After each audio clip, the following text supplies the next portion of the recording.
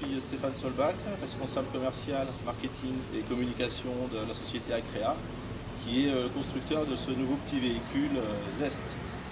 Donc Zest est un petit véhicule de promenade, de balade, de temps libre, qui est homologué dans une catégorie particulière qui est celle des quadricycles lourds, avec une petite contrainte, c'est que le véhicule ne doit pas dépasser les 400 kg, donc il fait pour celui-ci 372 kg, et ne doit pas dépasser non plus 20 chevaux de puissance, donc il est exactement à 20 chevaux de puissance.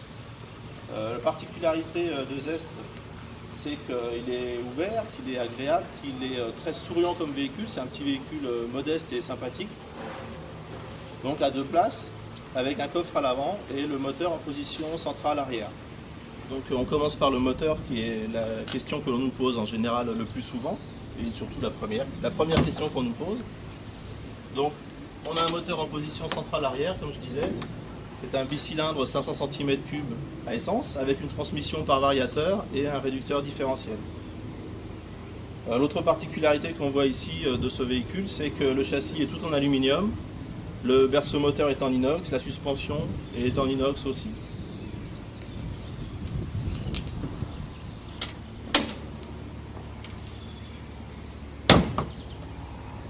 Maintenant on va passer à l'avant, où vous allez voir que je fais exactement le même geste que tout à l'heure, puisque la voiture est entièrement symétrique. Donc je soulève le capot de la même manière et je remets quasiment la même béquille. Et du fait que le moteur est à l'arrière, on retrouve un grand coffre à l'avant, avec ici une roue de secours. Donc un volume de coffre qui fait 300 litres, un peu plus de 300 litres, qui malgré la barre transversale anti-rapprochement est assez conséquent. Oblige bien sûr à emporter plutôt des sacs souples qu'une valise proprement dite, mais par contre a un volume suffisamment conséquent pour partir un week-end complet à 2 pour des promenades, des petites escapades. Donc comme je le disais tout à l'heure, Zest est un véhicule très simple et facile d'utilisation aussi. Donc on a un pédalier juste avec un accélérateur et un frein, un levier inverseur pour passer en avant ou en arrière. Donc une planche de bord très simple avec juste un warning, une prise 12 volts pour les accessoires éventuels et un compteur qui regroupe toutes les informations nécessaires au bon fonctionnement du véhicule. On a sur cette version une boîte à gants qui ferme à clé et qui permet effectivement de cacher ces petites choses de manière apaisée.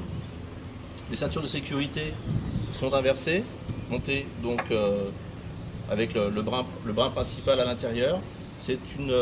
C'était plus un problème d'homologation pour nous, de positionnement d'un point spécial de ceinture de sécurité qui a fait qu'on l'a mis de cette manière inversée et non pas d'une manière plus classique comme sur les autres voitures.